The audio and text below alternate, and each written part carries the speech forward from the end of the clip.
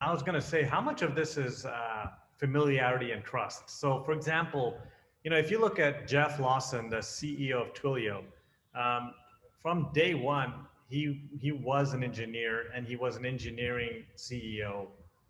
And so for him, and for many others, if you look at how GitHub was born, they never had salespeople, they never had a business, and many other companies like that, even Google in a sense. Um, and they had actual engineers that were the CEOs. And so they knew that there was a trust that, look, we need to have software. I'm not going to police or measure my engineers by velocity, by how much work they've done, like issues that have been completed, or bugs, and things like that, because implicitly, I'm hiring good people. I don't need to tell them to breathe oxygen. They're going to breathe oxygen. Of course, anyone smart needs to know they have to go fast. So I'm wondering, what is a shift that has to occur? Because everyone today, in all these enterprises I've seen, these folks are looking, the business leaders are looking at these lagging indicators that I think create a very psychologically unsafe environment for engineers. And it's almost like there's a trust issue. Like, it's like they're being forced to become software companies. I think people need to let go and say, we are a software company. How do we be a better software company? Let's not measure how to be let's not measure like the lagging stuff. So what are the things that we need to look at?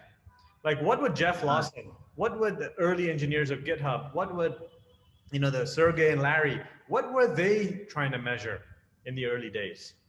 What are those things we need to measure?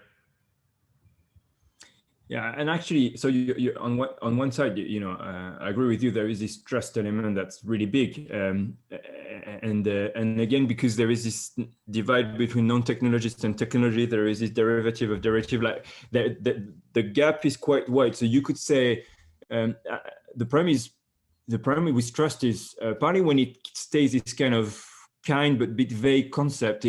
Sometimes you just don't know how to progress the plot. So I actually find Dan Pink's book Drive quite helpful actually to talk about trust, because, and that's actually where I was coming from.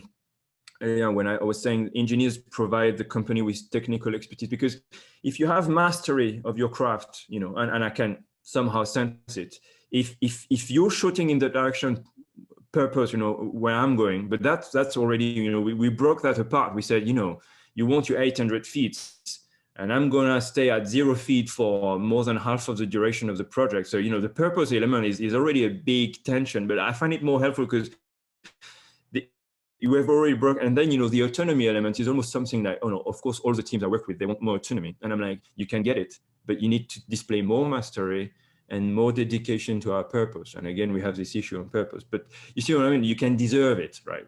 Yeah. Because effectively, if I know you know how to go there and you know where I'm going, then I can trust you, right? So already we have made it slightly more concrete. So I think Dan Pink gave us a really interesting framework here.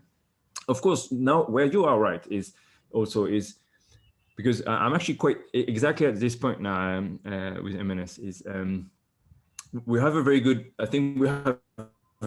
framework for progressing a lot of our strategic topics. We have a definition of engineering leadership, etc. But this is this mentality that I have that we need to deserve autonomy.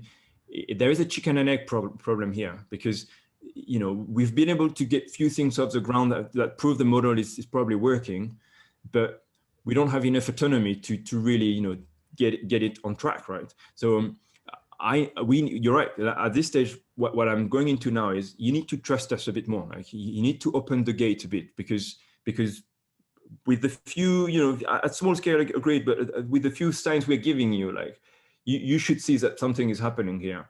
And so, and the concrete thing because I'm trying to be concrete in this kind of discussion is trust in the end for engineers. Most of the time is time.